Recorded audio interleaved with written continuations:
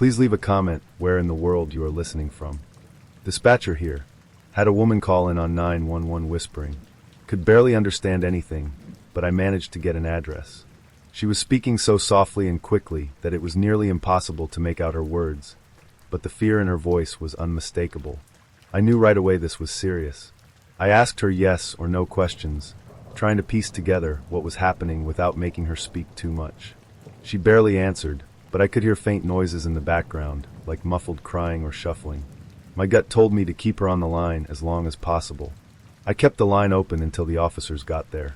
Every second felt like an hour, and I had to remind myself to stay calm for her sake. I could hear her breathing, shaky and panicked, but she stayed as quiet as she could. I whispered back to her, trying to let her know help was coming without giving away that she was on the phone.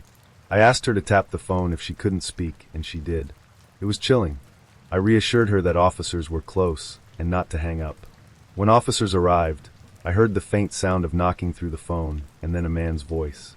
The woman went silent. My heart was pounding as I waited, straining to hear what was happening. After what felt like forever, one of the officers picked up the phone and told me they were inside. I finally let out the breath I hadn't realized I was holding. Officers get to the house and a male steps out.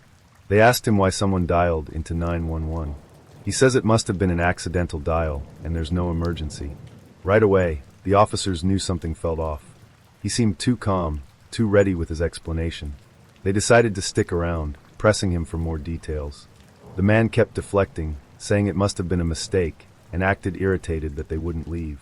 They obviously find this suspicious, so they hang around talking outside to the male. One officer keeps him occupied while another starts looking around. That's when one of them spots it, a tiny hand stuck out of a small window, waving around. It was so quick, just a flicker of movement, but it was enough. The officers didn't hesitate. They moved in fast, pushing past the man and into the house. Inside, they found the woman. She was in bad shape, bruised, bloodied, and terrified. It was clear she had been held against her will and abused. The officers immediately called for medical assistance and took the man into custody. Turns out he had locked her in the room and tried to keep her hidden. She had managed to find a way to crack open the window just enough to stick her hand out and get someone's attention. That small, desperate act may have saved her life. They charged the male with forcible confinement and assault. The details that came out later were horrifying. The woman had been trapped there for days, unable to escape. She had been trying to think of ways to call for help without alerting him, and when she finally got a chance to make that whispered 911 call, it was her only hope. It makes my hair stand up to this day. I think about how easily it could have gone differently. If the officers had believed his story and left, if no one had noticed that small hand in the window, if she hadn't managed to make that call, it's terrifying to imagine. I responded to a call for a subject shooting a shotgun in his house. When I arrive, his mom runs out screaming, "He's in his room!" Her panic was palpable, and I could see the sheer terror in her eyes as she pointed toward the house. I quickly reassured her, telling her to wait by my car where she would be safe. Her cries echoed in my ears as I turned toward the house, my training taking over even as my heart pounded. Me and another officer enter. I am point man. The air inside the house was heavy, almost suffocating. We moved cautiously, clearing each room as we advanced. Broken furniture, shattered glass, and shell casings littered the floor, signs of the chaos that had unfolded moments earlier. Every step felt weighted, each creak of the floorboards sending a jolt through my nerves. My partner stayed close behind, our communication limited to nods and hand signals. We make our way to his bedroom, and I turn the corner. The moment I stepped into the doorway, my eyes locked on him. He was sitting in a chair, cradling the shotgun like it was an extension of himself. His posture was eerily relaxed, as if we had interrupted him in the middle of something mundane. He looked up at me, and for a split second, time seemed to freeze. He casually greets me. I recognized him immediately. I had dealt with him before during a past arrest. He wasn't a stranger, and maybe that's why this moment felt even heavier. His voice was calm, almost too calm for the situation. I attempted to talk to him, my voice steady but gentle. I tried to keep him engaged, asking questions, offering reassurances, and trying to build some kind of bridge between us. Anything to keep him talking. After about a minute, he just says, "Doesn't matter, thanks for trying though." His words hit me like a punch to the gut. I knew what was coming, but there was nothing I could do to stop it. Time slowed as he raised the shotgun. I shouted for him to stop, pleaded with him to put it down, but it was too late. And then he shoots himself in the head. The sound of the blast was deafening, a sharp crack that seemed to reverberate endlessly in the small room. I froze for a split second before moving toward him, but it was obvious he didn't survive. My partner called it in, and I stood there, staring at the aftermath. It felt surreal, like I was watching it happen to someone else. Still haunts me. That moment replays in my mind, sometimes when I least expect it. The look in his eyes, the resignation in his voice, it's something I'll never forget. It's hard not to wonder if there was something more I could have said or done. But the truth is, sometimes there's nothing anyone can do. It's a harsh reality that I've had to come to terms with. Thanks to therapy and family, I have handled it as well as I could, and I'm still a cop. The support I received from my loved ones and my department made all the difference. Therapy helped me process the guilt and grief, and talking about it, even when it was painful, slowly took away some of the weight. My family gave me a reason to keep going, reminding me why I chose this job in the first place. I've learned to live with it, but it's always there in the background. Calls like this one leave scars. You don't just forget them.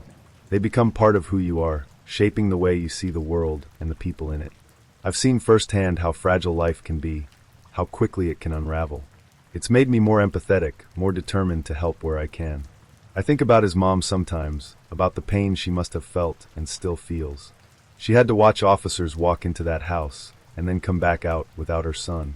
It's something no parent should have to endure. I hope she's found some peace, though I know that's not always easy. This job isn't for everyone. It's hard. It's messy. It's heartbreaking. But it's also important. That's what keeps me going. Knowing that maybe, just maybe, I can make a difference. Maybe next time, I'll be able to save someone. Maybe next time, the story will end differently. I had a dude OD on heroin while trying to get something from his bedside table. It wasn't the kind of call you ever expect, but in this job, you learn pretty quickly to expect the unexpected. He collapsed into it and choked to death with his head stuck in the top drawer because he couldn't move. The best he could do was kind of hug it, like his last act was clinging to something familiar.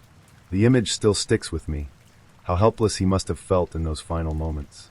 So in the morning, his mom comes in and sees him like that. She panics, understandably, and drags him off the table, putting him on the floor before calling 000. I can't imagine what was going through her mind at that moment. Shock, horror, maybe even disbelief. She didn't try to stage the scene or clean anything up. She just left him exactly as he died, which honestly made it feel even more surreal when we arrived. We walked in, and there he was, on his back with all his limbs up, stiff as a board. He looked like a dead bug, kind of in a crawling position but flipped over on his back. It was so unnatural, so bizarre, that it took a second to really process what I was looking at. His face and neck were red, but there was this stark white line across his throat where the drawer had pressed against it. At first glance, it almost looked like his throat had been sliced because of the sharp color contrast. It wasn't scary exactly, but it was unsettling. Definitely not what you expect to see at 7 a.m. The room was eerily quiet, like the kind of silence that feels heavy. His mom was standing in the hallway, still in shock. I remember talking to her, trying to keep her calm while my partner examined the body. She kept repeating that she didn't know he was using again, that she thought he was clean. It was heartbreaking because you could tell she blamed herself, even though there was nothing she could have done to stop it. When the undertakers arrived, things only got weirder. The sound of them straightening out his rigor mortis stiff joints is something I don't think I'll ever forget. It's this awful cracking, popping noise that makes your stomach turn. It was mechanical and clinical, but at the same time, it felt so personal, like we were intruding on his last moments. It was one of those times when the reality of death hits you hard, not just as a concept, but as something tangible and unavoidable. I found myself wondering what his last thoughts might have been. Did he know he was dying? Was he scared? Did he regret it? You try not to dwell on those things, but sometimes you can't help it. It's strange how a scene like that can stick with you. It's not the blood and gore that gets to you. It's the little details. The drawer, the position of his body, the way his limbs were frozen mid-motion. It's those things that haunt you later. We later found out he'd been clean for a while, but had recently relapsed. That hit me hard because it made the whole thing feel even more tragic. He'd tried to turn his life around, and then one mistake took it all away. It's a reminder of how unforgiving addiction can be and how fragile recovery is. One bad decision, one weak moment, and it can all come crashing down. I think about his mom sometimes. I wonder how she coped after that. Finding her son like that, trying to pull him off the table, seeing him frozen in that bizarre position. It's the kind of thing that could haunt someone forever. I hope she found support and wasn't left to deal with it alone. This older lady calls because her husband went outside to cut wood and didn't come back for lunch. She sounded worried, but was trying to keep it together. Her voice had that tremor you hear when someone's trying not to cry, but is barely holding it in. He was recently diagnosed with a terminal illness, so I think deep down, she already knew something was wrong. Still, we went out there hoping maybe he just wandered off or had fallen and couldn't get up. You try to hope for the best in this line of work, even when the evidence is pointing the other way. Anyway, we end up locating him in his barn, hanging by the neck from a rafter. I remember walking into that barn, and the way the air felt thick, like it hadn't moved in hours. There was this faint smell of wood and dust, but underneath it, there was something else, something heavier. The sight of him hanging there hit me like a punch in the gut. I froze for a second, taking it all in. He'd been hanging for a while because his neck was stretched out, and his feet and ankles were swollen and filled with blood. It didn't even look real at first. It was like my brain couldn't process what I was seeing. The other deputy had been on the job a while and seen most everything. I, on the other hand, was new and hadn't seen much of anything yet. I looked to him for guidance because I had no idea what to do next. He didn't hesitate. He just handed me a knife and told me to grab the guy's thighs while he cut the rope. I remember hesitating, not because I didn't want to help, but because I wasn't ready for how real it was about to get. But there's no room for hesitation in this job, so I stepped up and did what he said. Once the rope was cut, the old guy flopped over my shoulder, and that's when it happened. All the air that had built up in his lungs came rushing out through his throat and voice box. I can't really describe the sound, but it was the loudest and longest moan I'd ever heard. It wasn't human, not in the way we think of human sounds. It was guttural, almost like an animal, but deeper and stretched out. It felt wrong, like something that wasn't supposed to exist in the world. I screamed. I couldn't help it. The sound caught me completely off guard, and I dropped him. He hit the ground with a thud, and for a split second, I just stared at him, horrified. Then the guilt hit me. I felt bad for dropping him, like I'd disrespected him somehow, even though I knew he was already gone. I felt bad for his wife too, who was still waiting back at the house, hoping we'd come back with better news. We carried him outside, and I kept replaying that sound in my head. I couldn't shake it. It stayed with me through the rest of the call, through the paperwork, and all the way home. That night, I lay in bed staring at the ceiling, hearing it over and over again. It wasn't just the sound itself, but what it represented. The finality of it, the fact that there was no coming back. The next day, I talked to the other deputy about it. He shrugged it off like it was just another part of the job, but he also gave me some advice that stuck with me. He told me not to let it get inside my head too much, that these kinds of calls would come and go, and the only way to keep going was to learn how to let them go. Easier said than done. All officers on duty, we have just received a call from a woman claiming that something is outside her home. Report to the scene immediately. I immediately step on the gas pedal and drive onto the highway.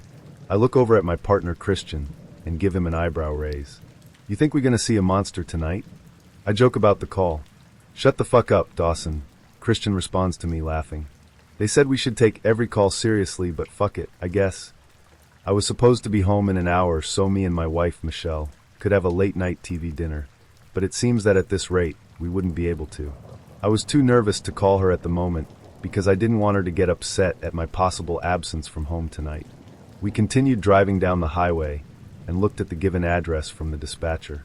It was only a couple more minutes away, so I sped up a little bit to get there quicker. You think you're gonna have that TV dinner with your wife tonight now? Christian asks me.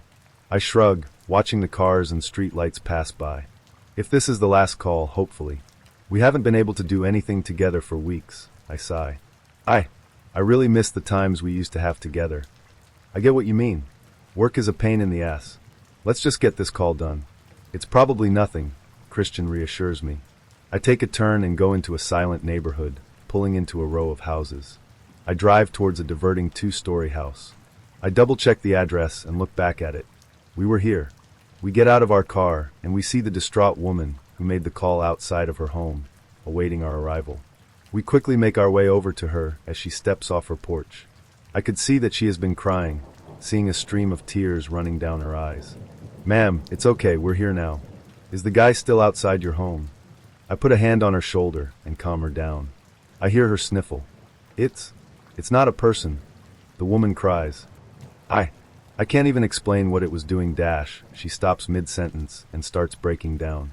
Me and Christian look at each other and exchange concerned gazes before turning back to the woman. "Where do you think it is? Is it still here? Are you even sure it's not a person?" Christian says with a little more order in his voice. The woman continues sniffling. "It's in the backyard. I'm sure it wasn't a person, just hurry."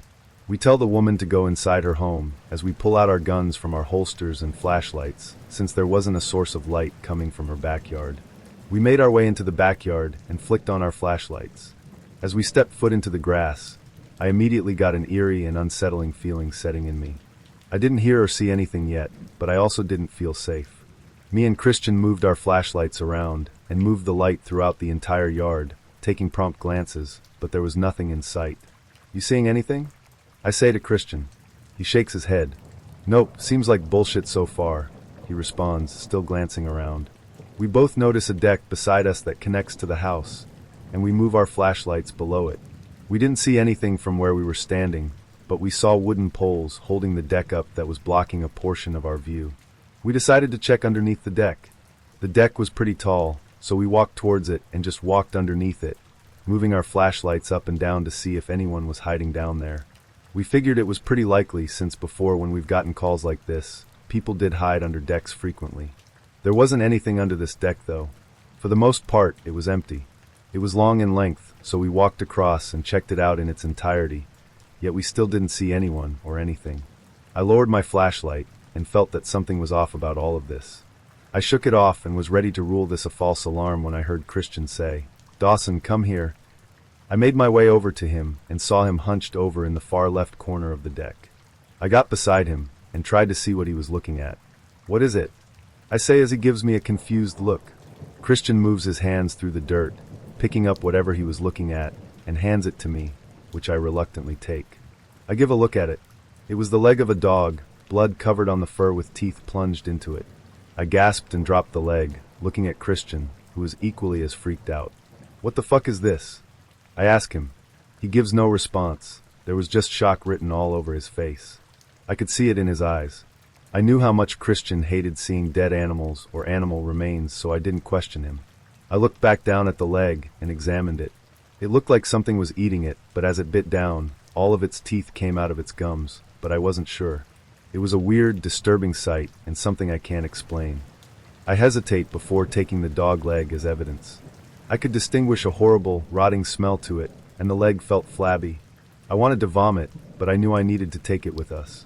Me and Christian both get up as I started to feel pale. Holding the leg of a possible dead dog didn't sit right with me. Christian patted me on the back. "I'll go in and talk with the woman. You can go sit in the car, all right?" Christian seemed to be fine now. I nod my head and gulp. "Yeah, thank you. I appreciate it." I put the leg in the trunk and slam it down, feeling my phone vibrate in my pocket. I take it out. Michelle was calling me. I take a deep breath and answer it, putting my phone towards my ear. "Hey Michelle," I say into the phone, still feeling uneasy about the situation. "Honey, are you okay? You're not home yet." I hear Michelle talk into the phone. I look at the ground below me.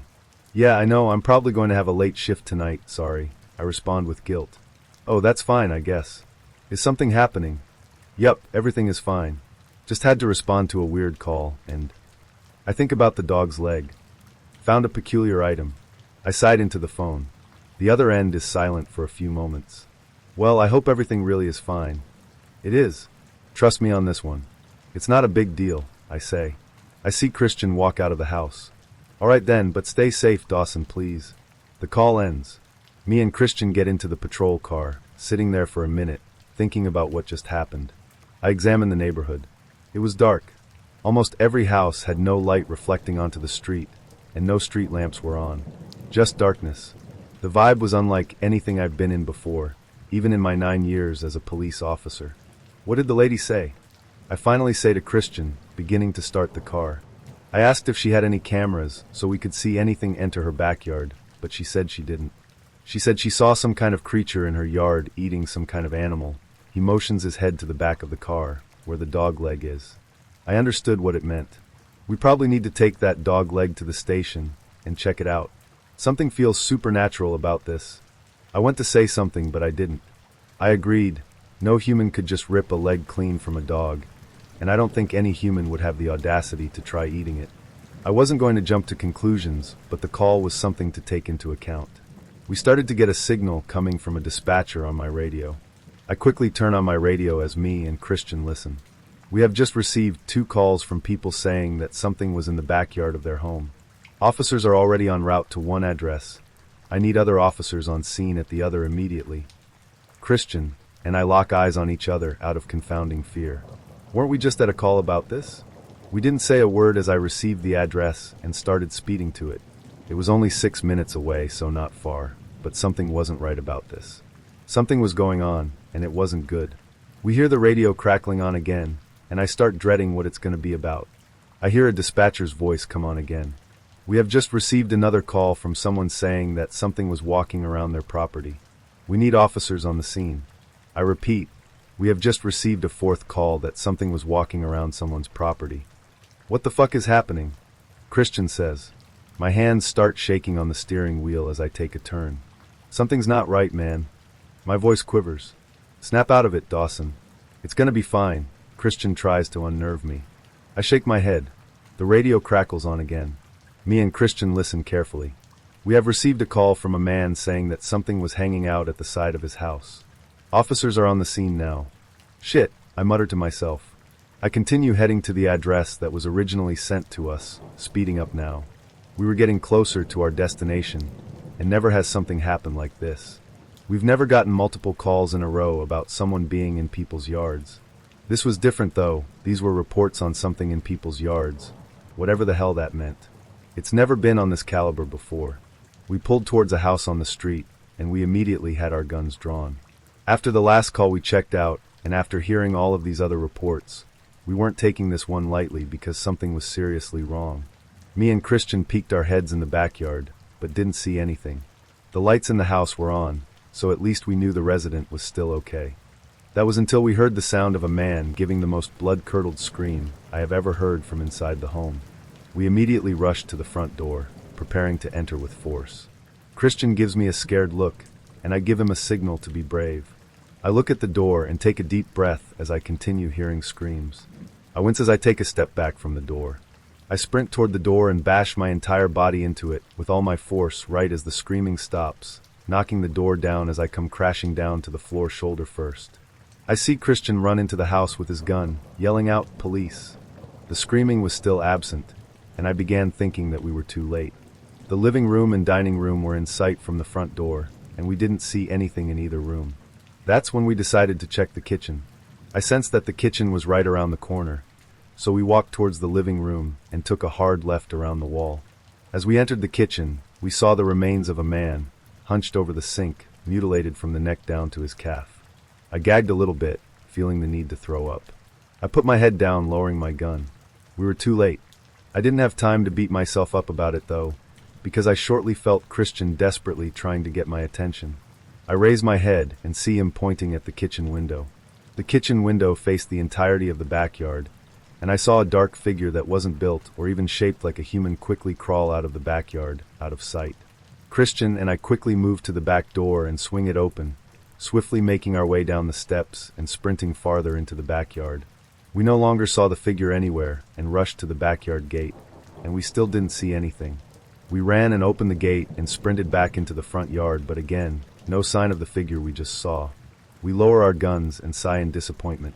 My question was though, what was that thing, and how did it get away so fast? I hear my radio crackle on again as I start to slowly walk towards the car. Officers have found a woman dead in her backyard. She has been impaled through the fence. It looked like she died just minutes ago. We need paramedics on the scene right away. What the fuck is happening? I hear Christian say. He slumps against the garage door and lowers down to the ground. I felt awful for Christian. It was clear this was a lot for him to digest. I understood though. This was all so. Unexplainable. I got in the car and slammed the door shut, unsure what to do. I surveyed the street and tried to search for that creature more, but I still didn't see it. It truly just disappeared, gone with the wind.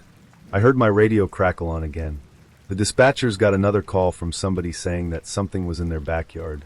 They needed officers on the scene immediately. I didn't know what to do anymore. I was convinced I was living in a hellish, repetitive nightmare, but I did the only thing that I could have done in that state I was in. I pulled out my radio and said, "We have found a man dead in his home." I repeat, we found a man dead in his home. I got home an hour later. It was almost 1 a.m. at that point, and I was exhausted. We had to wait at that house for paramedics to arrive and tell them what had happened.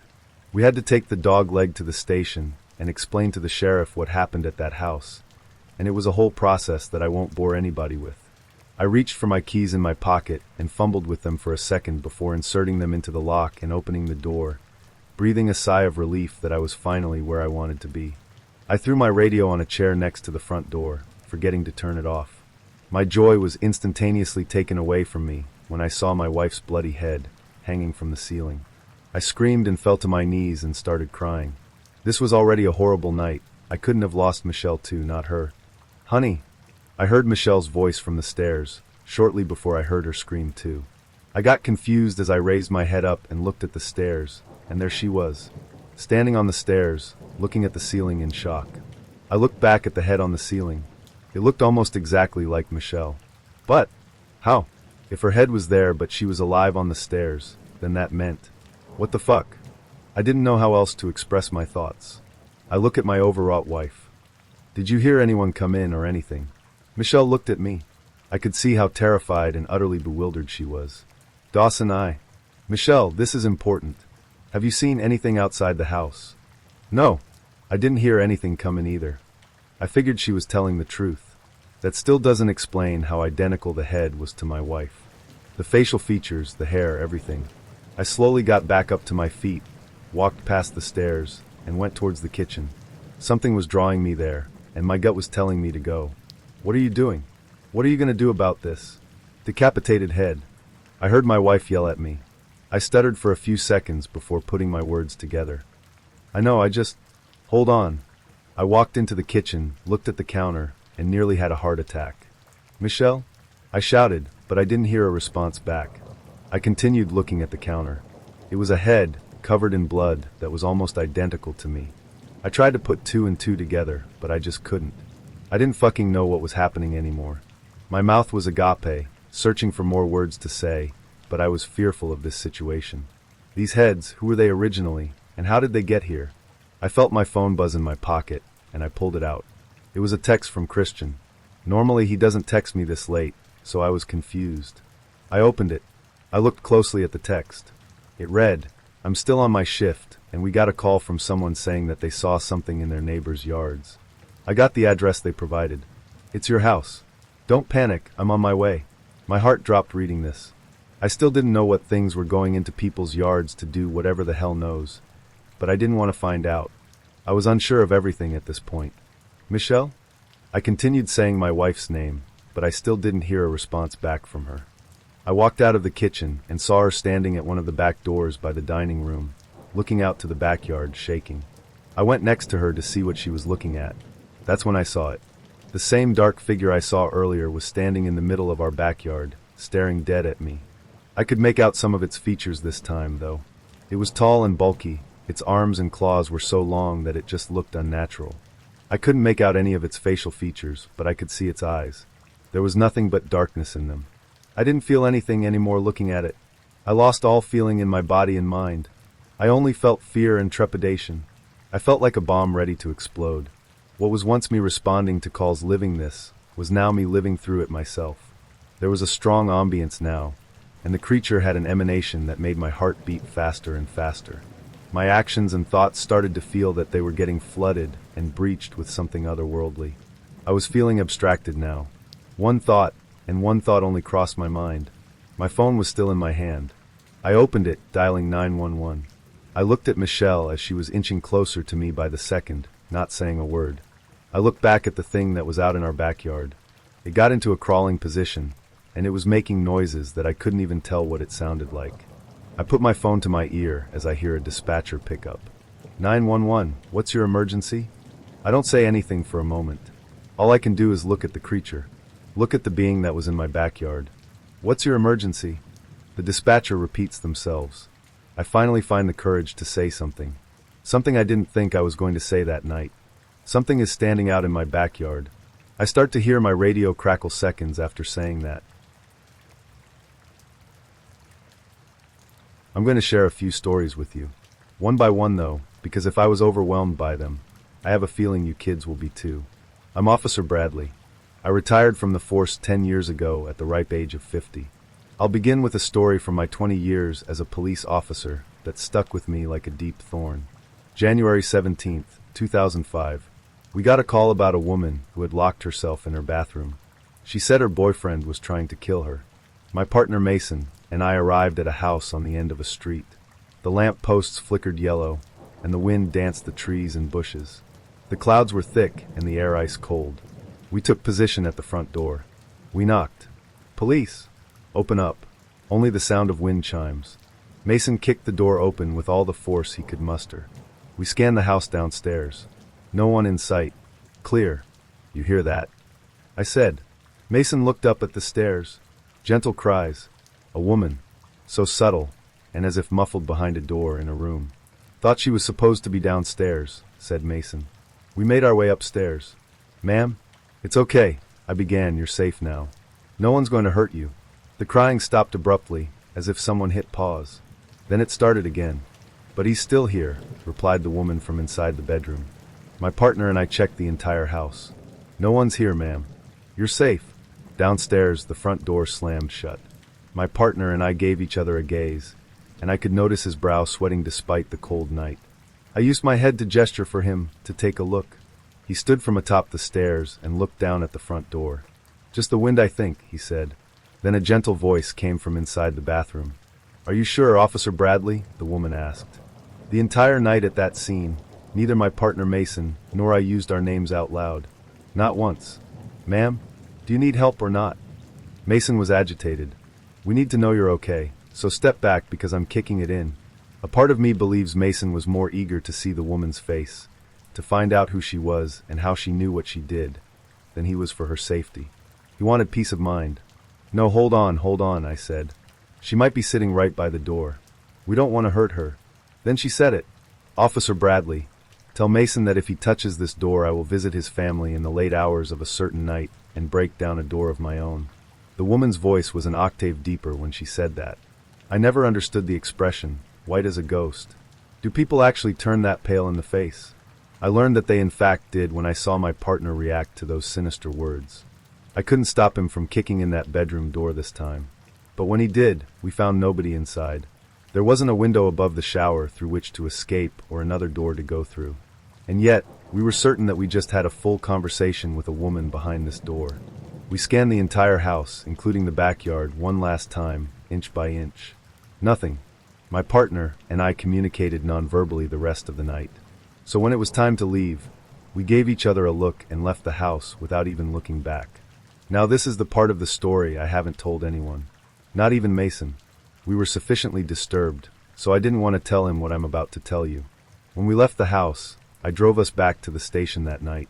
He probably thought I didn't notice, but his hands were shaking too much to drive comfortably. He doesn't drink coffee. As I reversed the cruiser out the street, Mason didn't look back at the house. But the truth is I did, and I sincerely wish that I hadn't. I looked and squinted at a garbage can by the side of the house to see a strange, dark figure kneeling by the gate, as if watching us leave. The figure didn't move. It didn't flinch. Just stayed there, perfectly still. It wasn't until the cruiser's headlights swept across the yard that I caught the glint of what looked like eyes reflecting the light. Two small, pinpricks of pale yellow. My foot hit the gas harder than I intended. Mason asked what was wrong, but I didn't answer. I kept my eyes on the road, trying to convince myself I hadn't seen what I thought I saw. I'd worked as a police dispatcher for 9 years of my life. It's a career that takes a level of mental fortitude that I don't think many possess. I used to hate saying stuff like that, always thought it sounded so pretentious. But the truth is it takes a special type of person to be willing to voluntarily listen to some of the things we have to hear every single day. Don't get me wrong, the job wasn't always grim, and it even had its decent moments. I've got enough decently funny drunk 911 call stories to last me several lifetimes, though the reality of the job was usually far darker. I understood that, though, and felt that I was more than equipped to deal with anything the job could throw at me. I was right for a while. For years I had answered every call, always able to keep a steady head despite being faced with some horrific situations, my confidence in my ability to handle the job unwavering. Until the final call I ever took as a police dispatcher. I glanced at the time displayed at the corner of my computer screen. 11:43. I yawned, leaning backward in my chair with my arms extended as I stretched my back. I'd been at the desk since 3 in the afternoon, answering calls and dispatching officers as they were needed, which wasn't very often in this town. I lived in a little port town in Washington, about an hour or so out of Seattle, and though we weren't without our fair share of crime, our phones never rang off of the hook, which meant a lot of free time for me. I was always okay with that. As soul-wrenching as many of the calls could be, moments of respite were always more than welcome. A notification on my screen caught my attention, and in an instant, I had returned to my seat, headset on. 911, what is your emergency? I spoke into my headset as automatically as any line repeated hundreds or thousands of times can be spoken. For a moment, the line was only dead silence before I heard a reply. I need policemen. I think somebody is in my house, a child whispered from the other line. I felt the smallest of knots beginning to form in my stomach. I shifted in my seat. Do you know your address? I asked, adopting a firm, but lighter tone in response to the caller's age. I heard shuffling and heavy breathing from the other end, followed by a faint wait. The caller returned and whispered their address. She was a little girl, by the sounds of her voice, and she sounded scared. Good job. What about your phone number? The process repeated, and I quickly relayed her information to dispatched officers. Her address was on the edge of town, a little out of the way, and I understood that it may be a while before help arrived. I stifled a sigh, not wanting to vocalize my worry as I received an estimated arrival time. Is there an adult with you in the house? I continued. No, the little girl replied breathlessly, and I could hear the anxiety rising in her voice as she spoke. My mom works late, and my sister I dash. There was a pause, followed by an audible sniffle. She's camping with her friends, and somewhere on her end of the line, there was a crash, then a scream. My heart dropped. Are you still there? Are you all right?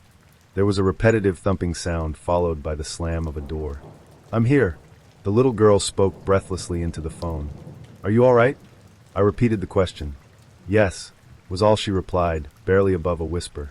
Her tone worried me. She sounded more than afraid. Sad? No, disturbed was the proper word for it. Then she began to cry. Not as quiet as you would expect given her situation, but a deep, helpless sob that made my heart sink. When she spoke, it stopped altogether.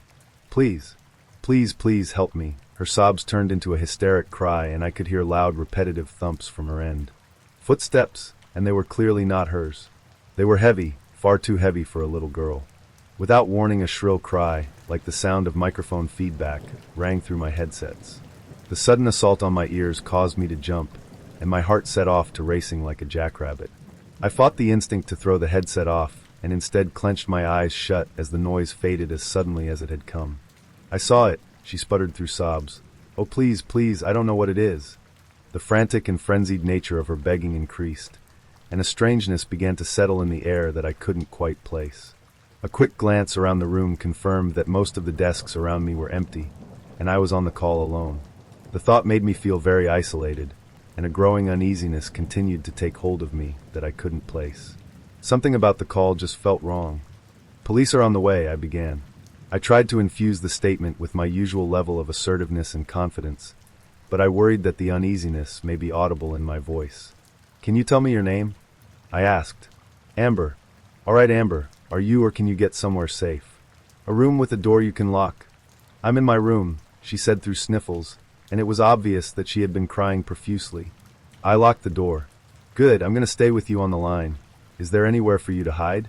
The sound of footsteps grew in the background, as her voice lowered to a whisper. I think, under the bed, she whimpered. Okay, is there dash? I paused, thinking over my words before continuing. Anything you can use to protect yourself? There was silence on her end for a moment, followed by a hushed yes. As she dropped the phone, I assumed to get a weapon. The clamor from within the house had grown closer to the phone, and the piercing ringing sound had returned. I was almost certain there had to be something wrong with my headset or with Amber's phone, and the sound grew to an almost unbearable extent, matched only by deafening thuds from somewhere on the phone. It sounded too close. I could feel the hairs begin to rise on the back of my neck, and the ominous sense of panic began to give way to an unexplained fear. The urge to look over my shoulder grew harder to fight, as the persistent thudding sound grew louder. Nearer. It all sounded too clear, I guess. There was no static, none of the white noise typical of a phone call. Nothing. Just the sound of footsteps approaching closer. Closer. I gave in to my instinct, whipping around in my seat, nearly losing my headset. No one. I had no time to settle my nerves, as Amber returned to the line. "Are you there?"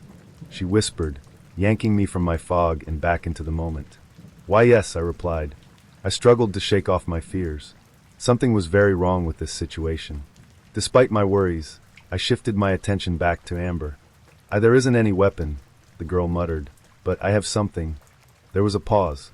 "Okay, what do you have?" I asked, realizing my prompt was necessary. "A rabbit." "A pink rabbit," she said, and even over the phone, I could hear a little embarrassment. "My dad gave her to me when I was little," she sniffled. He said she would keep me safe." I didn't know what to say for a moment, but didn't want to miss a beat. "He was right," I said as encouragingly as I could. "Everyone knows pink bunnies are great protection.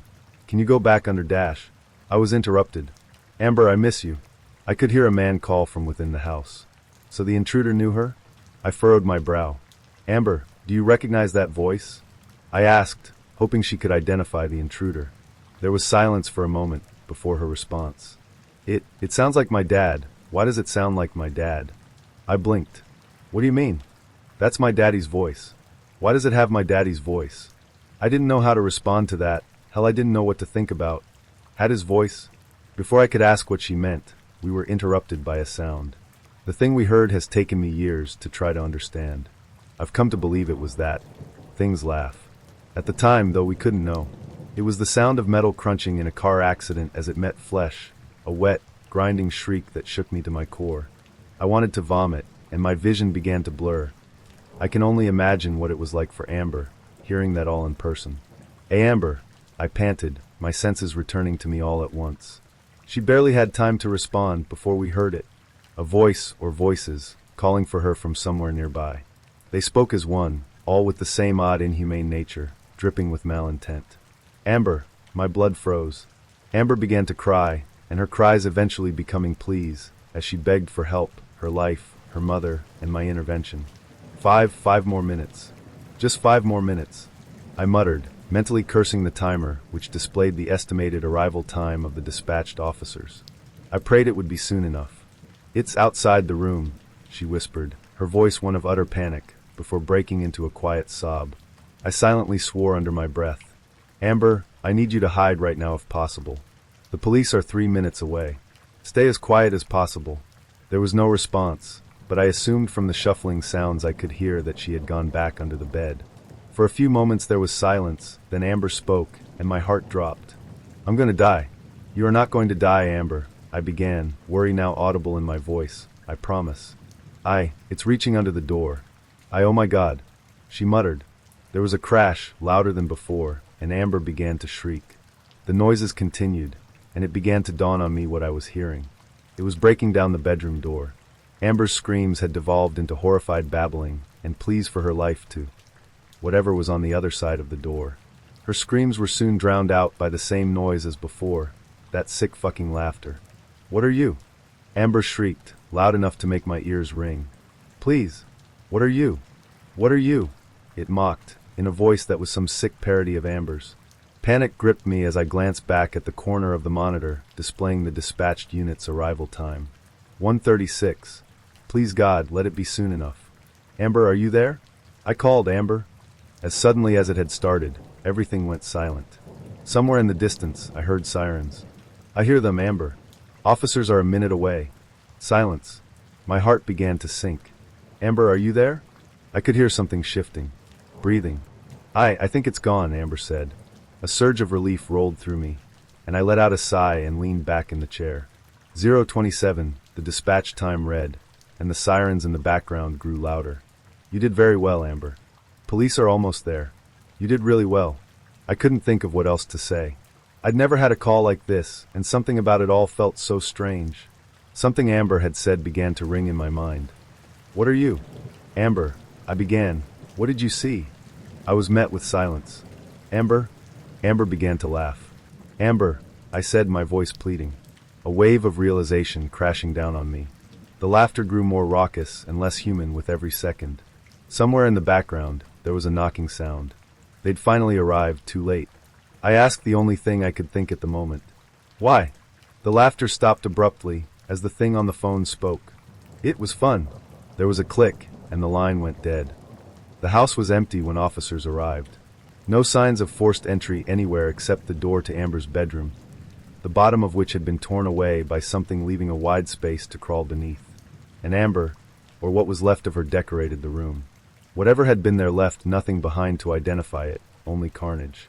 The case was never officially closed, and everyone had their theories as to what had happened that day, ranging from serial killers to a bear attack, and everything in between. The call was never made public, not my decision, but not one I necessarily complained about either. I never want to hear that recording again. I put in my 2 weeks' notice that same night, though I never returned to work after that day. I'd been content to try and forget about that call. As callous as it may sound, I was content trying to forget about Amber, to forget whatever I had spoken to on that phone, but I don't think it's done with me. Last night I dreamed, or had thought I was dreaming, the sounds of footsteps running throughout my house, as something screeched and laughed and mocked me just outside my bedroom door. I stayed in my bed long into the morning despite the sounds having stopped, paralyzed by a mixture of fear and confusion, until eventually I convinced myself to leave the bed. I crossed the room, cursing every creak the floor made under my weight. I lowered myself to the ground, holding my breath as I peered under my bedroom door. There was something there, but it wasn't moving. I mustered up the little bravery I had left and rose to my feet, my eyes shut tight and a prayer on my lips. I pulled open my bedroom door slightly and stuck my head out just enough to see what lay outside. I stifled a gasp, and tears flooded my eyes as I bent over to pick up the object. Placed right outside my door was a little pink bunny, covered in dark stains. From somewhere within the darkness just beyond the bedroom door, Amber's laughter echoed. Responded to a single vehicle crash out in the county. It was late at night, and the road was dark and quiet, the kind of place where headlights barely cut through the thick blackness. We found the car off the road, about 30 yards past a mangled fence. It had clearly rolled at least 3 times, judging by the debris trail and the crumpled roof. By the time we pulled up, it was sitting right side up, but it looked like it had been through hell. The driver was mangled pretty bad. His head was twisted at an unnatural angle, and there was so much blood it was hard to make sense of what parts of him were even intact. The actual paramedic on scene did a quick assessment and pronounced him deceased. It wasn't surprising given the wreckage. Honestly, we all just assumed he never had a chance. We secured the scene, put up tape, and waited for the coroner. There was an eerie stillness to the whole thing. No other cars, no bystanders, just us, the wreck, and the occasional rustle of wind through the grass. It was one of those calls where you're reminded how fragile life is, and I remember thinking how quickly everything can go sideways. The coroner arrived and confirmed what we already knew: he was dead. Started the investigation and documentation process, snapping photos, measuring distances, jotting down notes. We stood around watching him work, sharing quiet conversations about what could have caused the crash. Maybe he fell asleep. Maybe he was drunk. Maybe he hit a deer. The possibilities were endless, but we'd probably never know for sure. About 20 minutes into it, we had gathered by the coroner's van, discussing logistics and making plans for the cleanup. We were maybe 20 feet from the car, backs mostly turned to it. Then it happened. Out of the corner of my eye, I saw movement. I turned, thinking maybe it was just a trick of the light or the wind shifting something inside the car.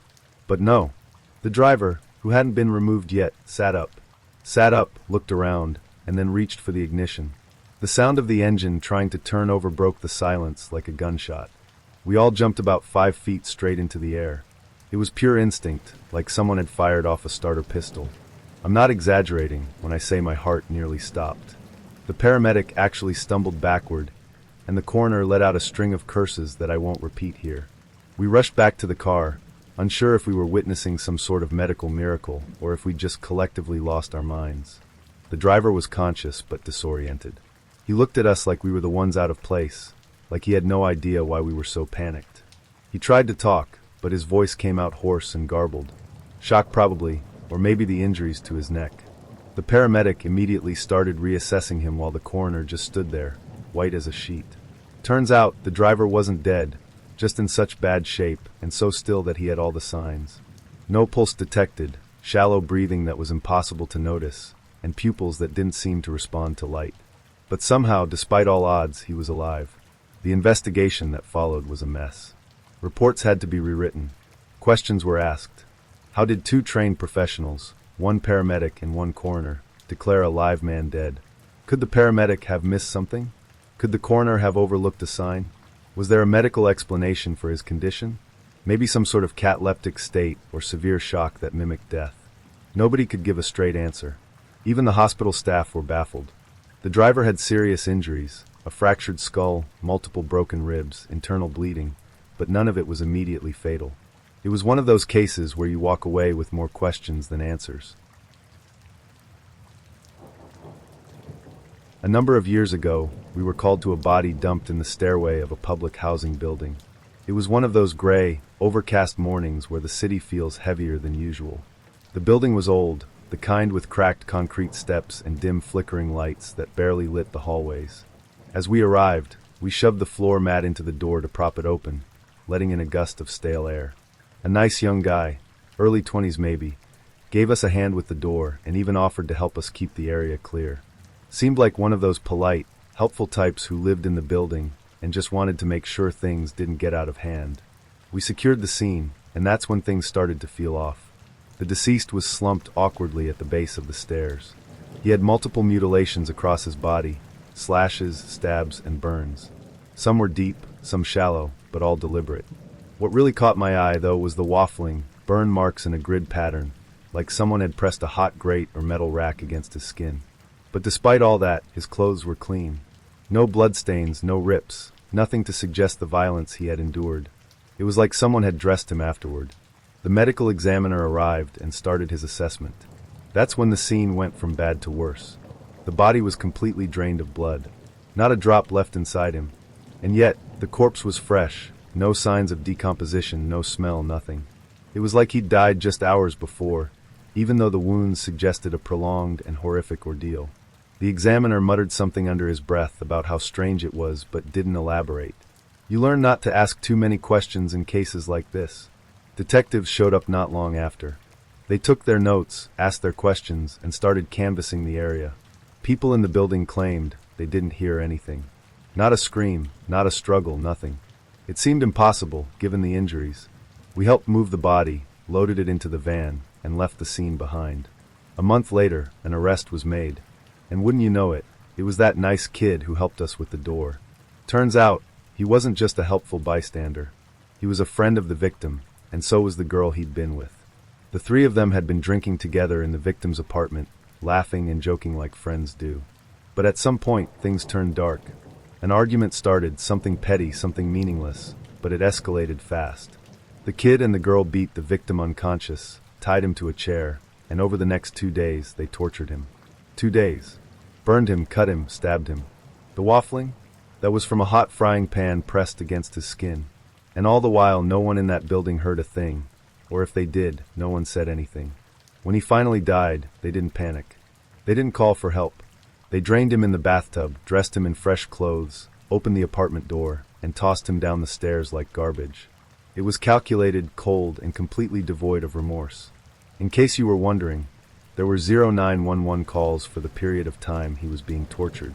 Those apartments are close together, thin walls, shared pipes, the kind of place where you can hear someone sneeze 2 doors down. And yet, 2 full days of screams, cries, and agony went unnoticed. Or ignored. I still think about that detail sometimes. The silence. Whether it was fear, indifference, or just plain apathy, it makes you wonder about people. How does something like that go on for 2 days, and no one does anything? Was it easier to pretend they didn't hear? Or did they genuinely not care? After the arrest, the case unfolded in court. The details were worse than we first realized. The torture wasn't just physical, it was psychological. They'd taunted him, played music to drown out his screams, and laughed while they worked. The girl testified against the kid in exchange for a lighter sentence.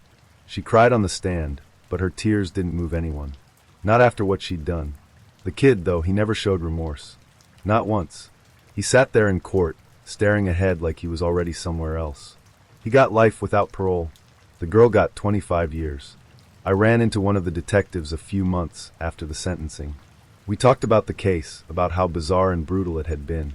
He admitted he still had nightmares about it. I told him I did too. My father was a police officer. One morning, he was acting strange. I watched as he walked into the kitchen, wearing his uniform, headed for the coffee maker on the counter. He poured some into his favorite blue, ceramic mug, before sitting down across from me on the small, round wooden table. He brought the steaming blue mug to his lips. The smell of fresh, hot coffee filled my nostrils. It wasn't long before I noticed the bags under his eyes. He looked like he hadn't slept in days. Taking occasional sips from his coffee, he numbly stared out the window to the backyard. His dark, brown eyes seemed distant and filled with concern. "Dad, are you okay?" I asked worriedly. The words seemed to make him snap from whatever trance he was in. "I'm fine, kiddo," he sighed. "Just eat your breakfast." It was more than clear that something was wrong, but I knew my dad. If he didn't tell me after I asked the first time, then there'd be no point in asking again. So, I just nodded and went on to pour some more cereal into my bowl. As a couple minutes went by, I watched as he pushed back his chair and got up from his seat. "I gotta leave for work, buddy. I'll see you tonight." He chugged down the rest of his coffee and set the empty mug on the table, making a small thud as the ceramic hit the wood. He barely even looked at me as he walked out of the room. Later that night, I was woken up to the sight of my dad, sitting on the edge of my bed. The room was dark, but the dim, yellow glow of the hallway light, creeping through the crack of the slightly ajar bedroom door, was enough to help me make out the serious look on his face as he sat there, staring down at the floor. Confused, I turned on my side to look at the bedside clock on my nightstand. It read 2:45 a.m. I turned my eyes back to my dad. Is he just getting home from his shift? I asked myself, perplexed. After rubbing some of the sleep off of my eyes, I noticed he was holding his gun. "Dad," I muttered, my gaze fixed on the Glock in his hand. "You know that I love you, right, kid?" He blurted out, still staring down at his feet. That caught me off guard. He and I hardly ever said that to each other. Don't get me wrong, my dad and I had a great relationship. We just weren't good with that kind of stuff. "Yeah," I said as I sat myself up. "I know." Suddenly, a loud thud echoed from the living room, almost making me jump out of my skin. It sounded like the front door had been kicked open. Dad turned his head, focusing on the direction of my bedroom door for a few seconds, before returning his gaze back down. I watched a mix of fear and sorrow wash over his face, as he let out a tired sigh. "I should have known it'd be back," he mumbled under his breath, as he shook his head. "What you mean?" "I'll always be with you, you know?" He breathed suddenly, still not looking at me. "Dad, what's going on?" I uttered, as dread started to spread through my body like a wildfire. "No matter where you go, no matter what you decide to do with your life, I'll always be with you." He tightened the grip on his gun, as the words escaped his lips. "Please, Dad, just tell me what's going on." My shaky voice pleaded with him. "I love you, son," he said as he finally turned to face me. A serious, yet warm look on his slightly wrinkled face. "I love you too, Dad." It was always hard saying those words to him, but right then, they left my lips without me even realizing it, almost like a reflex. At that moment, part of me felt I'd regret not having said it more in the past. "Now, promise me you won't get out of this room until you hear the front door open," he demanded, with a sharp look in his dark brown eyes, as he stared straight into mine. "What?" I muttered. "Why? Promise me." He raised his voice, inching himself closer to me. "Why?" I pressed. Usually, raising his voice was all it took for me to do whatever he told me, but not this time. I was too scared. I needed to know what was happening. "Just promise me, son." His voice cracked, as he placed his hand on my shoulder. For a second, I thought I was going to see him cry for the first time. I couldn't form any words. The shock of seeing him like that, something I thought was impossible, knocked any form of speech out of me. So, with trembling lips and watery eyes, I just nodded. He sniffled and looked up at the ceiling for a few seconds, as if trying to make imminent tears fall back. With a sigh, he brought his gaze back to me and pulled me close, placing a kiss on my forehead, before getting up and trudging towards the door. He stopped right as he reached the door and turned around to look at me. I'm going to do my best to end this here, once and for all. He then turned back around. Standing there, he looked down at his weapon and pressed the release button on the side of his pistol, extracting the magazine. After making sure it was full, he popped it back in and pulled back the chamber, making a satisfying click that echoed through the dark room. Gun in hand, he grabbed the doorknob, and I watched as he twisted it and pulled the door open. Then, shutting it behind him and leaving me in complete darkness. Sitting in my bed, in that pitch-black room, I waited and listened, my body shaking as I counted the seconds, not knowing what was about to happen. Suddenly, a single gunshot echoed through the house, and was quickly followed by the rapid thuds of inhumanly fast footsteps. It sounded like a hammer hitting the hardwood floor 100 times within a second. A wet, munch sound echoed through the walls, accompanied by a loud grunt from my father, which was followed by a loud crash and the splattering of glass. And just like that, it all went silent again. I just sat there, heart racing. I wanted to run, to hide, to scream, but I couldn't move. It was as if my mind was wide awake, inside a dormant body. Minutes that felt like hours went by. Sitting there in complete darkness, I waited, building up the courage and telling myself I needed to do something.